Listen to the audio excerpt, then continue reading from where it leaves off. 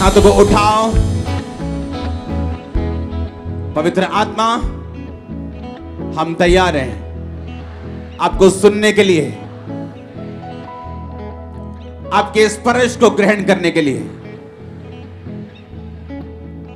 प्रभु यीशु मसीह के सामर्थी नाम में हम मांगते हैं। स्वागत है चर्च, स्वागत है, स्वागत है, स्वागत है यीशु मसीह की जीवित हजूरी में। आमीन।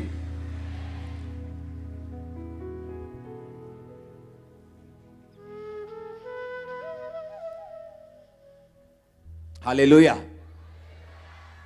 जब मैंने आपको यह बोला था कि पंजाब में लोग अन्न लेने के लिए लाइंस में होंगे, किसी ने बिलीव नहीं किया था। कहते पंजाब में जहां अन्न उगता है, जहां का अन्न दुनिया को खिलाता है, वहां के लोग कैसे लाइन में खड़े हो सकते हैं? सुनो मेरी बात, अपने हाथों को उठाओ। सुनो, हर बात पे आमीन बोलना जरूरी नहीं। अगले 10 साल, जो आने वाले अगले 10 साल हैं वर्ल्ड के लिए, चाहे वो दुनिया की बेस्ट कंट्री हो, चाहे वो आपकी ड्रीम कंट्री हो, परमेश्वर मुझे दिखा रहा है फूड की शॉर्टेज बेस्ट कंट्रीज में भी आपको प्रार्थना करनी है अपने हाथों को उठा के। सुनो मेरी बात, तालियां क्यों बजा रहे हो? सुनो सुनो, अगले 10 साल आपको ये बात मैं इसलिए बता रहा हूं कि जब इन्हीं वर्ड्स की तरह ये वर्ड्स भी पूरे होंगे, आपको मालूम होगा कि आप जीवित परमेश्वर की संतान हो, और आपको यह भी मालूम होगा कि ऐसा कुछ नहीं है जो पहले से बताया नहीं गया। एक भी वर्ड ऐसा नहीं है जो आपको पहले से बताया नहीं गया। आपका नाम फेसबुक पे लिखा है, आपके बच्चे कितने हैं वो भी लिखा है, लेकिन जो चीजें मैं आपको बता रहा हूं ये किसी पे नहीं लिखा।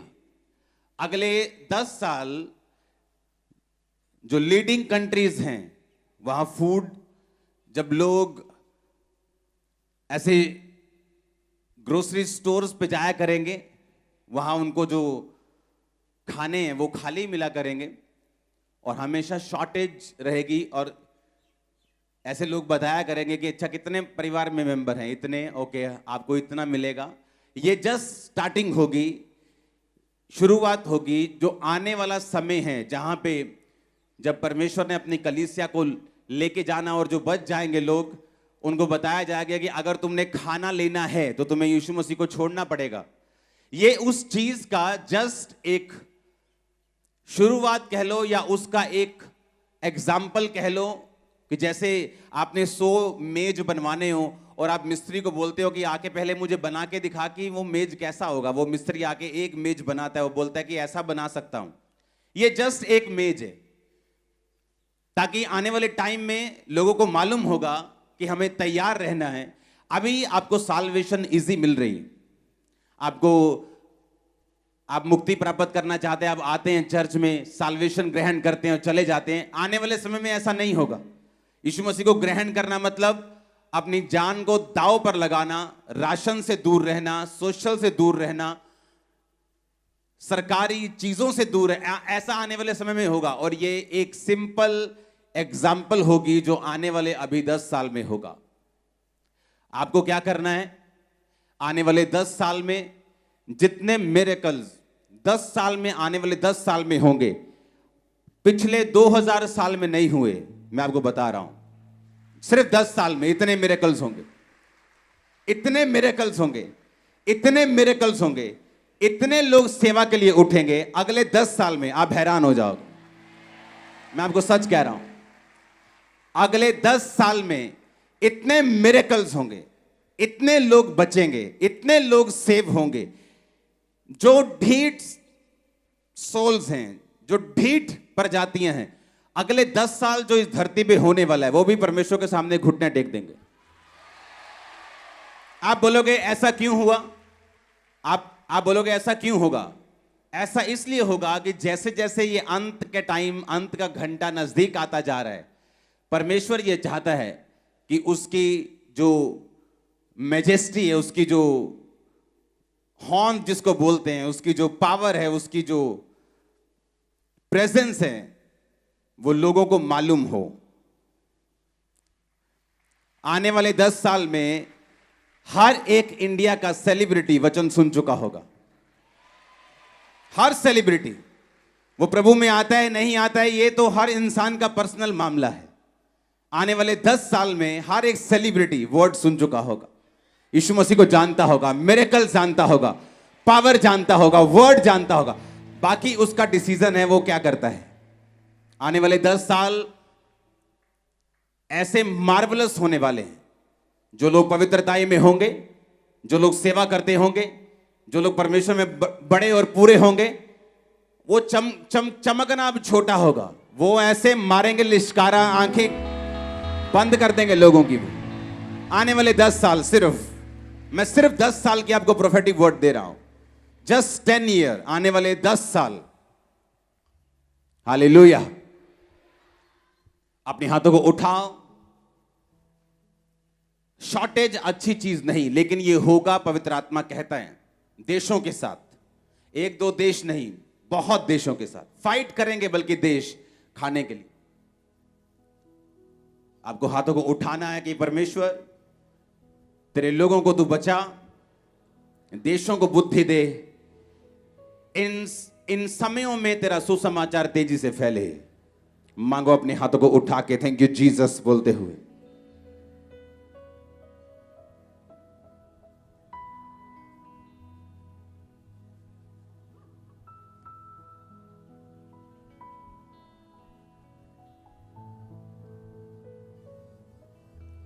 प्रभु यीशु मसीह के सामर्थी नाम में हम मांगते हैं। अपनी सीट को ग्रहण करो, अपनी बाइबल को उठाओ, अपने होंठों को खोलो, बिना आवाज किए बोलो, परमेश्वर यह वचन मेरे लिए है।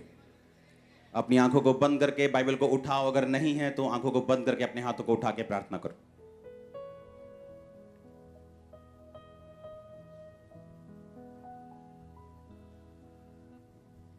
प्रभु यीशु मसीह के सामर्थी नाम में हम मांगते हैं। Congratulations church. आज के दिन भी आपका यहां उपस्थित होना, वो बात अलग है। भवन तैयार हो चुका है, अब हम चले जाएंगे, पर ब्रांचेस अभी भी वैसे ही होंगी, तो वो वही एक्सपीरियंस करेंगी जो हमने इतने साल किया है। हालेलुया। और ये अच्छा एक्सपीरियंस, हाँ, और ये अच्छा एक्सपीरियंस। लोग कंप्लेंट करते हैं, हम लोगों को बसेस भेजते हैं, हम उनको एसी हॉल देते हैं, उनको हीटिंग हॉल देते हैं, फिर भी वो चर्च में आते नहीं। हम आपको कुछ भी नहीं दे रहे, फिर भी आप चर्च में मौजूद हैं। पता है क्यों? सुनो, वो मिरेकल जिसकी आप वेट कर रहे हो, वो इम्पॉसिबल काम पॉसिबल होगा आज यीशु मसीह के नाम में आपकी लाइफ में। वो अनॉइंटिंग आपके लाइफ पे हिट करेगी आज, और आप सेम वापिस नहीं जा रहे हो। हर वो चीज जो शैतान ने पकड़ी आपकी लाइफ से, छोड़ दे अभी और आउट हो आपकी लाइफ से। हालेलुया। अपनी लाइफ की बिगेस्ट टेस्टिमनी को देने के लिए तैयार हो जाओ। आमीन, आमीन। बिगेस्ट टेस्टिमनी को देने के लिए तैयार हो जाओ। वो स्पर्श जिसका आप इंतजार कर रहे हो, मैंने कहा वो मिल चुका है, आपको देने के लिए टेस्टिमनी तैयार हो जाओ। हालेलुया। अगले 10 साल हमें तैयारी करनी है। अगले 10 साल में अगर आप खड़े रहे और सेकंड आप परमेश्वर की सेवकाई में रहे, हाँ, जितना भी हो सके। एक पास्टर की तरह तो हर कोई सेवा नहीं कर सकता, लेकिन अगले 10 साल अगर आप उस चीज में रहे, मैंने कहा चमकना छोटी बात है, आप लिश्कारा मारेंगे जबरदस्त। ये जो आप आज देख रहे हो, ये मैंने 15 साल पहले प्रोफेटिक वर्ड दिया था, जो आज आप अपनी आंखों से देख रहे हो। अगर आज आप यहां बैठे हो तो लाखों लोग टीवी पे बैठे मुझे देखने के लिए। मैंने कहा था कि लोग टीवी पर मीटिंग को अटेंड करें, तब पता नहीं था कैसे होगा, इंटरनेट नहीं था तब, विश्वास की प्रोफेसी नहीं थी कि आने वाले समय में ऐसा होगा, तो मैं विश्वास से एक प्रोफेसी करूं। वो एक रियल प्रोफेटिक वर्ड था, बिना टेक्नोलॉजी का सहारा लिए मालूम हुए कि क्या होगा। आने वाले 10 साल में अगर आपने अपने आप को और अपने परिवार को, अपनी लाइफ को, अपने फाइनेंस को डेडिकेट कर दिया परमेश्वर के लिए, इम्पॉसिबल होगा आपको हराना, आपका टूटना, आपका गिरना, झड़ना। अभी लोग आपके साथ अपनी लाइफ को मैं आपको प्रोफेटिक मैसेज दे रहा हूं आज। अभी तो लोग, अन्य जाति लोग आपके साथ अपनी लाइफ को कंपेयर करते हैं, बोलते हैं अच्छा आपके पास तो ये, अच्छा हाँ हमारे पास भी है, थोड़ा ठीक ठीक है, अच्छा आपके पास ओ ये। पर आने वाले समय में आपकी ब्लेसिंग्स कंपेयर नहीं होंगी उनसे। आपकी ब्लेसिंग जस्ट माउथ शट कर देगी लोगों को। मैं सच कह रहा हूं, मैं आपको सच कह रहा हूं। वो ब्लेसिंग जो मूसा ने अजगर बनाया लाठी को, कहते हम भी बना सकते हैं, उन्होंने भी बना दिया। मूसा का अजगर उनके अजगर को खा गया। उन्होंने कहा मूसा ने कहा पानी को लहू बना सकता हूं, बना दिया, उन्होंने भी बना दिया। लेकिन एक टाइम आया जब वो मूसा को कॉपी नहीं कर सके। कहते ये तो परमेश्वर के हाथ का काम है, इसे हम कॉपी नहीं कर सकते। वो टाइम आपकी लाइफ में आ रहा है, आपकी ब्लेसिंग्स कॉपी नहीं होगी, आपकी ब्लेसिंग्स मुंह बंद रखेंगे लोगों का। ओ आमीन हो चाहिए, बरकत तुम्हारी है चर्च। हालेलुया। आने वाले 10 सालों में शैतान अपने जो वेपन्स हैं उनको बढ़ाएगा, उसके हथियारों को वो बढ़ाएगा। जिन चीजों में कभी लोग बिगड़े नहीं, उनमें भी बिगड़ते हुए आपको बच्चे नजर आएंगे। नए नए ड्रग्स, नए नए नशे, नई नई चीजें, नए नए सिस्टम, व्यभिचार एक अलग मोड में, एक अलग लेवल पे आपको नजर आएगा। लेकिन ये अगले 10 साल अगर आपने डेडिकेट कर दिए, अगले 10 साल अगर आपने अपना ध्यान परमेश्वर की ओर रख लिया, अगले 10 साल अगर आपने परमेश्वर को पूरा डेडिकेट कर दिए, दैट्स इट। वो आपके 10 साल आपके वंशों तक नजर आएंगे, वंशों तक, जनरेशंस तक। आप चाहते हैं मैं आपको प्रोफेटिक मैसेज दूं? हाँ, आप चाहते हैं कि परमेश्वर की आवाज को हम सुने और समझें। अगले 10 साल गोल्डन ईयर्स हैं हमारे लिए। आपको जस्ट वो करना है जो बाइबल कहती है। अगर बाइबल कहती है कि तू अगर मेरी सेवा करेगा तो मेरा पिता तेरा आदर करेगा, तो सेवा किसके लिए है? क्या परमेश्वर लालची है सेवा का? क्या वो हमारे लिए है? इसको मैं वचन से साबित करूंगा। एस्तर की पुस्तक 4 बाब उसकी 1 से 16 आयत। उसमें लिखा, जब मोर्दके ने जान लिया कि क्या क्या किया गया है, तब मोर्दके वस्त्र फाड़ टाट पहन राख डाल नगर के मध्य जाकर ऊंचे और दुख भरे शब्द से चिल्लाने लगा। जब मोर्दके को मालूम हुआ कि मेरी सारी जाति को हामान नष्ट कर देगा राजा की आज्ञा पाकर, तो बाइबल कहती वो चिल्लाने लगा, रोने लगा, टाट पहन लिया।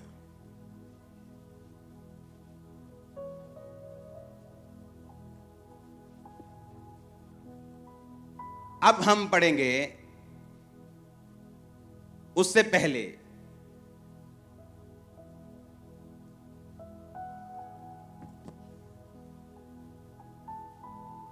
ये स्टोरी को समझना जरूरी है।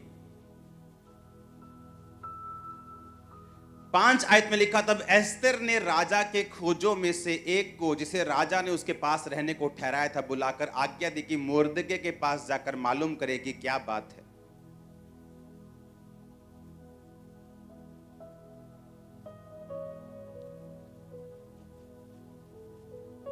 हमें मालूम है कि राजा ने उस चिट्ठी पर अपनी मोहर लगा दी कि जाके सारे यहूदियों को, जितने भी इस देश में यहूदी हैं, सबको खत्म कर दिया जाए।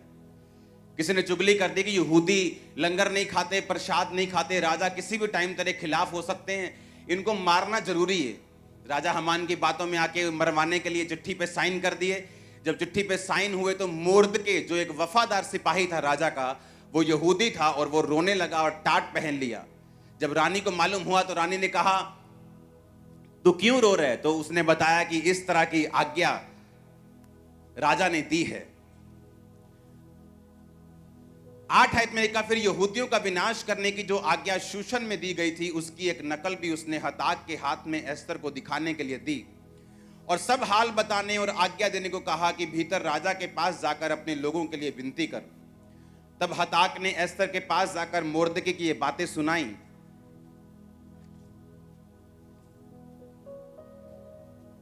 अब आगे बढ़ेंगे 11 आयत को। राजा के सब कर्मचारियों वरन राजा के प्रांतों के सब लोगों को मालूम है, क्या पुरुष क्या स्त्री कोई भी क्यों ना हो, जो बिना आज्ञा भीतरी आंगन में राजा के पास जाएगा, उसके मार डालने की आज्ञा है। केवल जिसकी ओर राजा सोने का राजदंड बढ़ाए वही बचता है।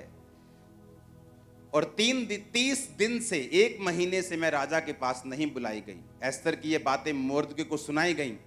जब मोर्दके ने एस्तर के पास कहला भेजा कि तू मन ही मन विचार ना कर कि मैं ही राजभवन में रहने के कारण और सब यहूदियों में से बची रहूंगी, क्योंकि जो तू इस समय चुपचाप रहे तो किसी ना किसी को परमेश्वर किसी उपाय से यहूदियों का छुटकारा और उद्धार कर देगा, परंतु तू अपने पिता के घराने समेत नष्ट होगी। और क्या जाने तुझे ऐसे ही कठिन समय के लिए राजपद मिल गया हो। तब एस्तर ने मोर्दके के पास कहला भेजा, तू जाकर शूशन के सब यहूदियों को इकट्ठा कर, तुम सब मिलकर मेरे लिए उपवास करो। 3 दिन रात ना तो खाओ ना पियो। मैं भी अपनी सहेलियों सहित उसी रीति उपवास करूंगी और ऐसी ही दशा में मैं नियम के विरुद्ध राजा के पास भीतर जाऊं। यदि नष्ट हो गई तो हो गई। जब एस्तर ने भेजा अपने बंदे को, क्या बात है कि मोर्दके, उसका जो बाप समान मोर्दके जिसने उसको पाला था, क्यों रो रहा है ये? उसने कहा कि आज्ञा निकालेगी, सब यहूदी खत्म हो जाएंगे। उसने कहा तू जाके राजा को बोल, राजा से विनती कर, तू रानी है, राजा तेरी बात को सुनेगा। उसने कहा मैं 30 दिन से राजा के पास नहीं बुलाई गई हूं, क्योंकि जब राजभवन में जाते हैं, जब कोई बंदा प्रवेश करता है, जो अगर राजा ऐसे राजदंड बढ़ाता था इस तरह से, तो वही बंदा अंदर आ सकता था। अगर राजा की मर्जी बिना तुम अंदर गए तो जो सिपाही थे वो तुम्हारा खून कर देते थे। उसने कहा मैं 1 महीने से बुलाई नहीं गई हूं, इसलिए मैं नहीं जा सकती अंदर। उसने कहा अगर तू अंदर नहीं जाएगी तो परमेश्वर तो अपनी जाति को किसी ना किसी उपाय से बचा ही लेगा, पर तू अपने घराने समेत नाश होगी। और क्या जाने परमेश्वर ने तुझे इसी दिन के लिए ही बचाया था और तुझे अंदर भेजा था। अगर हम सेवा नहीं करेंगे तो जिन रूहों को परमेश्वर ने बचाना है वो किसी ना किसी रीति से तो उनको बचा लेगा, लेकिन बाइबल कहती है कि तू अपने घराने समेत क्या होगी? नष्ट हो जाएगी। और क्या जाने परमेश्वर ने इसी काम के लिए तुझको पैदा किया, तैयार किया, तेरी प्रिपरेशन की, तेरी तैयारी की, ताकि जब ऐसा समय आए तू अपने लोगों के लिए खड़ी हो सके। जब परमेश्वर आपको कुछ करने के लिए कहता है, वो ये नहीं कि आपसे कुछ चाहता है। वो पैसा, वो ताकत, वो टाइम, वो सेवा, बाइबल कहती है वो सब कुछ आप लोगों के लिए है। अगर आज से 17 साल पहले मैंने टाइथ देने का फैसला किया, टाइथ एक हुक्म नहीं है, हुक्म से पहले वो एक कवनेंट है, वो एक वाचा है। आज मैं अगर ब्लेस हूं तो उसी वजह से हूं। उसने कहा कि अगर तू सेवा नहीं करेगी, अगर तू लोगों को नहीं बचाएगी, तो परमेश्वर किसी ना किसी उपाय से लोगों को बचा लेगा, क्योंकि उसी यहूदियों में यीशु मसीह का वंश था। तो परमेश्वर तो अपने वंश को बचा लेगा ताकि यीशु मसीह का वंश नाश ना हो और आने वाले समय में लोग बचाए जाएं, पर तू अपने घराने समेत क्या होगी? नाश होगी। जब परमेश्वर हमें कुछ करने के लिए कहता है, वो सेवा हो सकती है, वो किसी भी तरह का काम हो सकता है, उसके जरिए एक्चुअल में परमेश्वर हमें ब्लेस करना चाहता है और अपने हमारे घराने को वो आशीषित करना चाहता है। उसने कहा तू अपने पिता के घराने समेत नाश होगी, तेरा पूरा घराना नाश होगा, लेकिन लोग नाश नहीं होंगे। हालेलुया। उसने कहा अगर तू बचाई जाना चाहती है, अगर तू चाहती है कि तू बचाई जाए, तेरा घराना बचाया जाए, तो उस समय राजा के पास जा और विनती कर। जब उसने सेवा करने के लिए उसको बोला तो उसने क्या कहा कि आगे बहुत दिक्कतें हैं, मैं राजा के पास बुलाई नहीं गई हूं, मेरी लाइफ का रिस्क है सेवा करने में। तो परमेश्वर ने कहा जो कुछ तुम मेरे लिए खोएगा वो कुछ तू पाएगा, जो कुछ तुम मेरे लिए छोड़ देगा वो तू पाएगा। अगर तू डर कर मुझे छोड़ देगा तो वो चीजें तू गवा देगा जो तू पाना चाहता है। हालेलुया। मैंने आपको स्टोरी बताई थी ऐसे व्यक्ति की जो मेरी लाइफ में था, और उसने यीशु मसीह के लिए पहले सब कुछ छोड़ा, फिर बाद में बैकस्लाइड हो गया, फिर यीशु मसीह को छोड़ के सब कुछ पा लिया और आज सब कुछ गवा दिया, माता पिता समेत।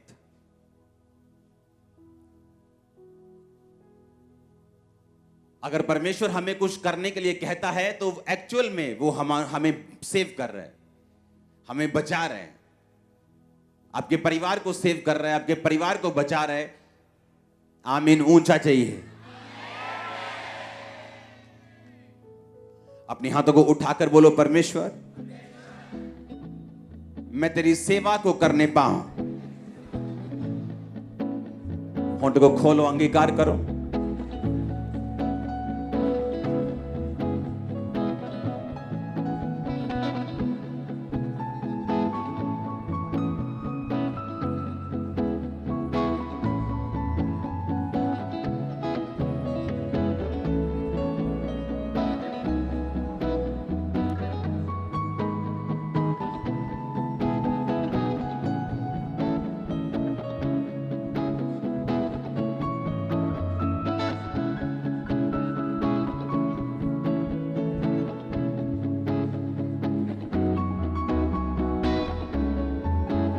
आमीन। उसने कहा मेरी लाइफ को रिस्क है, मैं तो राजा के पास 30 दिन से बुलाई, राजा ने तो मुझे याद भी नहीं किया पिछले 30 दिन से। अगर नियम के खिलाफ जाऊंगी तो मुझे मार देगा राजा। जब आप सेवा करने लगते हैं आपको रुकावटें आती हैं, आप जब परमेश्वर में चलने लगते हैं आपको मुश्किलें आती हैं, थ्रेटनिंग आती हैं, आपको छोड़ने की धमकियां आती हैं, आपको मरने की धमकियां आती हैं, आपको डूबने की धमकियां आती हैं आपको। फिर परमेश्वर देखता कि आप उन धमकियों के बारे में ध्यान रखेंगे और अपने आप को बचाने की कोशिश करेंगे, या परमेश्वर में अपने आप को डुबोने की कोशिश करेंगे।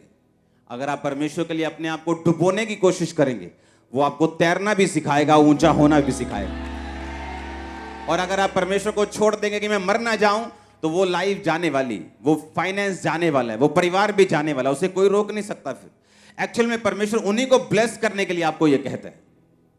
आमीन। उसने कहा मैं बुलाई नहीं गई हूं, क्योंकि जब आपको सेवा करनी होती है आप उसे आराम से नहीं कर सकते। आपको चैलेंजेस आएंगे, वो चैलेंजेस लाइफ पर भी बना सकते हैं, वो चैलेंजेस कई तरह के हो सकते हैं, वो चुनौतियां कई तरह की हो सकती हैं। लेकिन बाइबल कहती है उसने वो चैलेंज लिया, उसने कहा ठीक है आज से तुम उपवास करो 3 दिन रात के, मैं भी रखती हूं, मैं नियम के खिलाफ जाऊंगी। नियम के क्या करूंगी? खिलाफ जाऊंगी। और फिर मैं जाके राजा को बोलूंगी।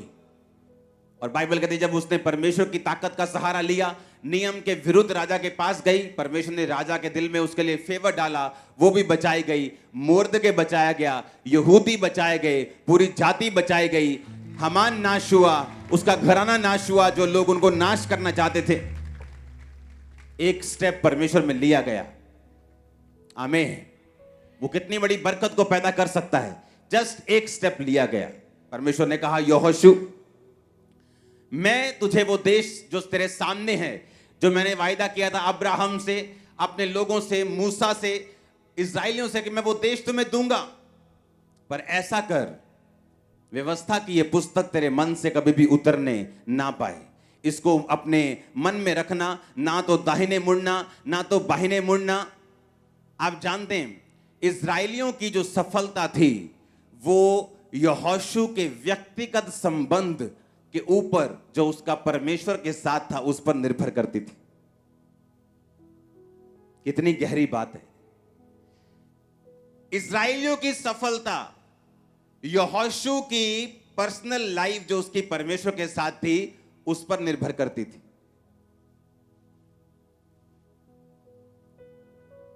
और लोग बोलते किसी भी चर्च में चले जाओ कोई फर्क नहीं। परमेश्वर ने कहा यहोशू, ये लोग जो मेरे हैं मैं उनको कनान में लेके जाऊंगा जहां दूध और शहद की नदियां बहती हैं, पर तू अपने व्यक्तिगत संबंध जो मेरे साथ हैं उन्हें मजबूत कर ले।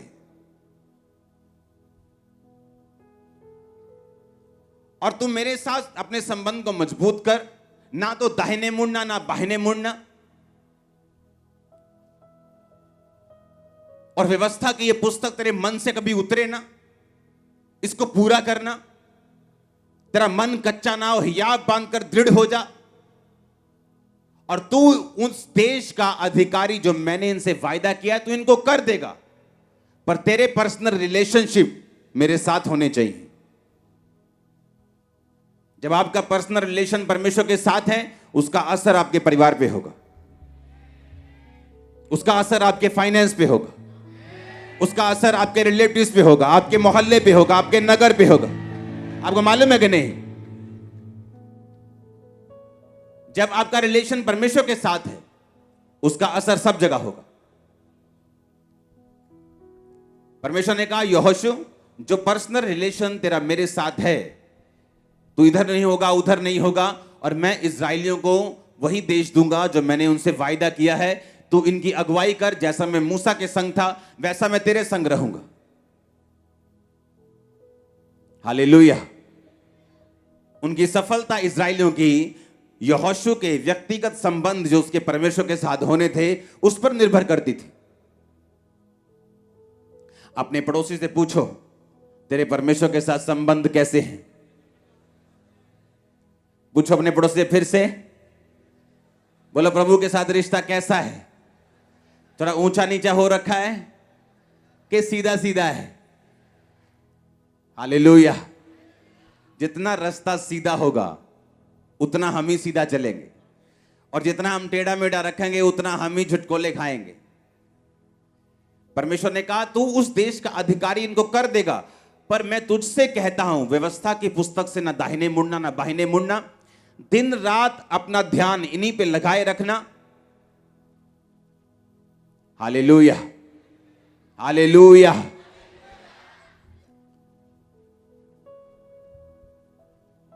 जब आप टेस्टिमनीज को देखते हैं, बड़ी बड़ी टेस्टिमनीज को हम देखते हैं, मुझे आज भी याद है छत्तीसगढ़ क्रूसेड पे जब हम गए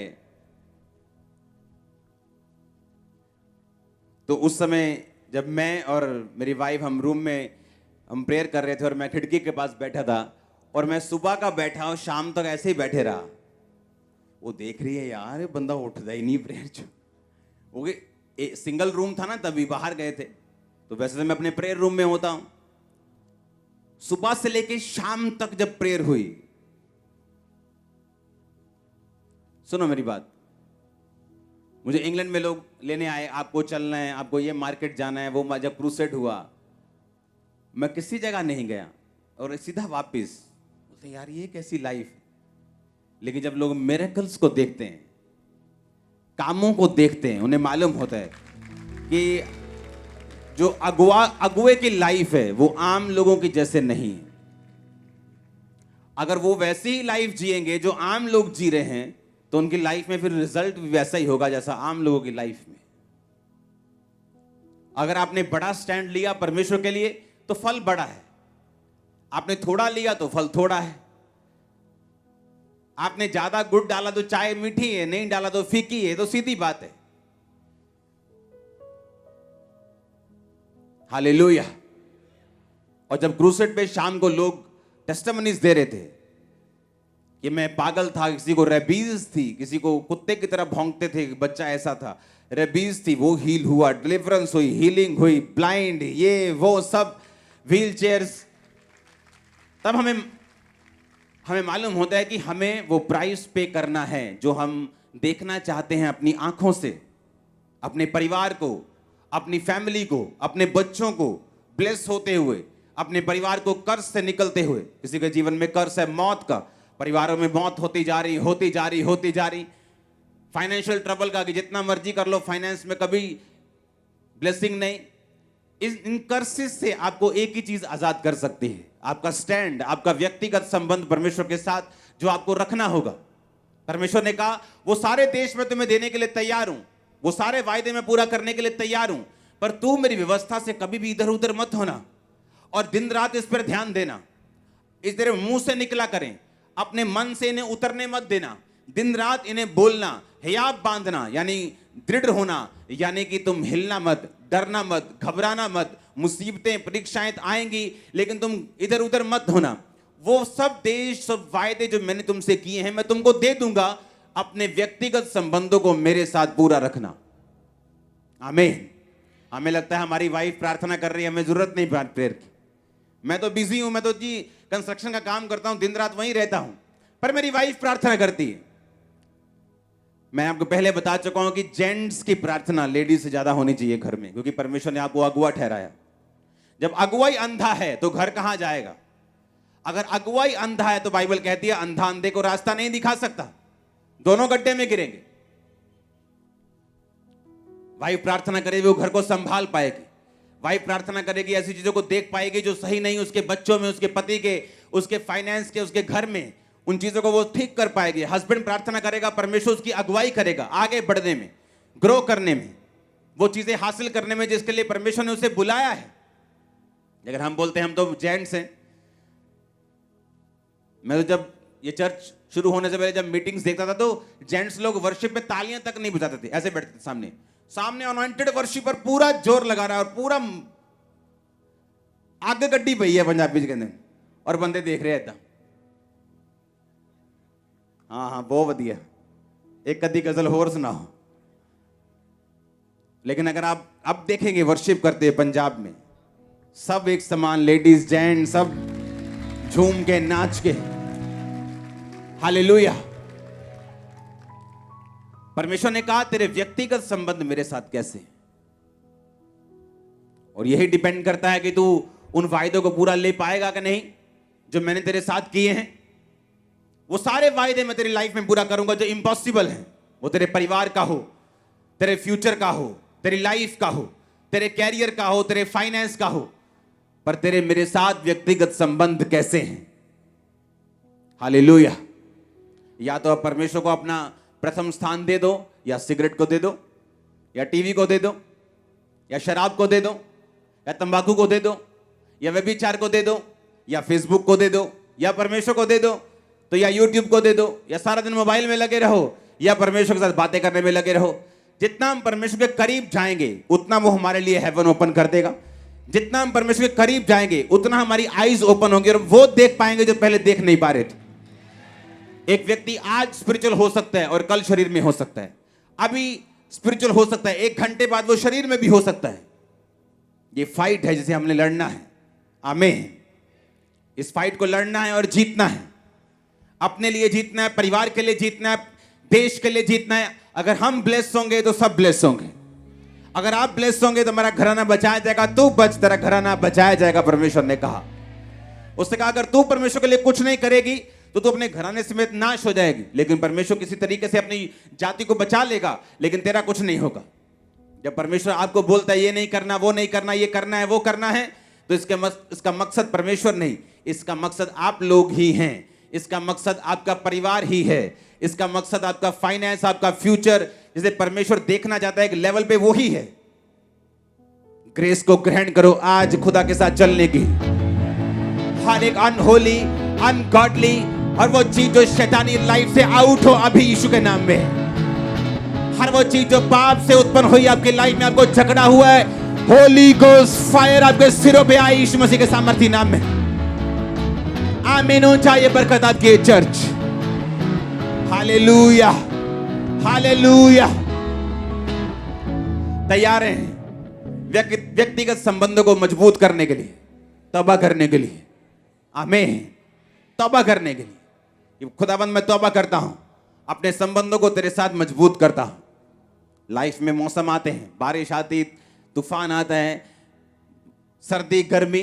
स्पिरिचुअल लाइफ में मौसम आ सकते हैं जहां आपको लगता है खुदाबंद काम कर रहा है बहुत अधिक, 1 मिनट में सुन रहा है। सुबह प्रार्थना कर रहा हूं, शाम को सुन रहा है। ऐसा मौसम भी आएगा जब आपको लगेगा कि परमेश्वर बिल्कुल सुन नहीं रहा, वो कहां है, मेरी लाइफ में काम क्यों नहीं हो रहा। हर मौसम में आपको खुदा के साथ वफादार रहना होगा, अपनी वफादारी साबित करनी होगी, फेथफुलनेस साबित करनी होगी। हालेलुया। उसने कहा अगर मैं किसी को पुत्र बनाता हूं तो कोड़े लगाता हूं, अगर तेरे कोड़े नहीं लगे, तेरी परख नहीं हुई, तो तू अभी जायज संतान नहीं। उसने कहा नाजायज संतानों की कोई परख नहीं करता, लेकिन जायज संतानों की परख होती है।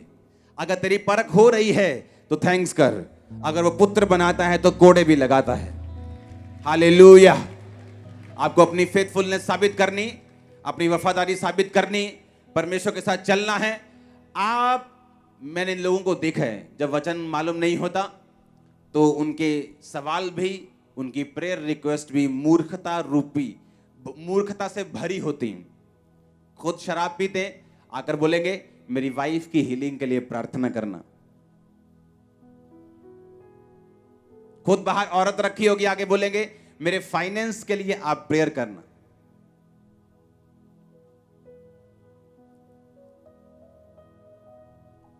ऐसे लोग मैंने देखे हैं खुदा की सेवा में। व्यभिचार किया, बीमार हो गए, आगे बोलेंगे मुझे थायराइड है, मेरे लिए प्रेयर करना। और लोग बोलेंगे यार तो अगर पास्टर्स की आंखें खुली ना हो, वो गिर जाते हैं हमेशा। मालूम, उनको लगता है सब तरफ बीमारियां ही बीमारियां हैं, पर वो उसका कारण नहीं ढूंढ पाते।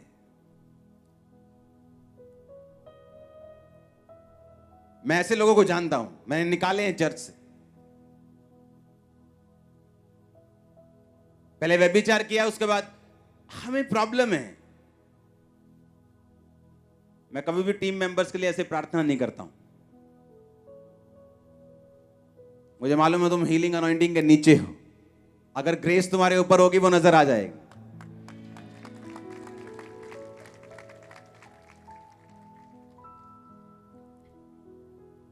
अगर तुमने इतने साल कुछ सीखा होगा तो वो नजर आएगा, लेकिन अगर तुम गुनाह में फंसे हो तो मैं कुछ नहीं कर सकता। उसने कहा अगर तू कुछ नहीं करेगी तो परमेश्वर तो कहीं ना कहीं से काम कर देगा, पर तू अपने घराने समेत नाश होगी। इसलिए उसने कहा तू बच, तेरा घराना बचाया जाएगा। इसलिए मैंने जब परमेश्वर को ग्रहण किया, खुदा ने मुझे बुलाया, उसने मुझे ढूंढा, तो मैंने अपने परिवार को प्रीच नहीं किया, मैं परमेश्वर में चला, खुद बचा, मेरा परिवार बचाया गया। हालेलुया। क्योंकि वचन से बाहर होकर आप कुछ नहीं कर सकते।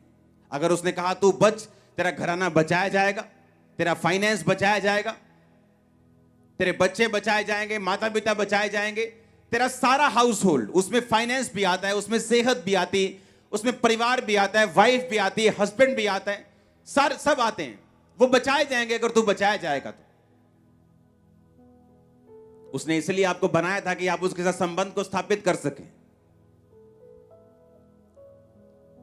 Hallelujah, hallelujah. आने वाले समय में, आने वाले कुछ हफ्तों में इस अनॉइंटिंग को हम और गर्म होता हुआ देखेंगे। अभी वो टाइम आ चुका है, वो टाइम आ चुका है। अपने हाथों को उठाओ। Thank you Jesus. हमारे YouTube चैनल को सब्सक्राइब करें ताकि आप परमेश्वर के गहरे भेदों को जान सकें कि कैसे आप परमेश्वर में बढ़ सकते हैं, कैसे आप दुष्ट आत्माओं से, नशों से, बीमारियों से और वंशों के श्रापों से आजाद हो सकते हैं।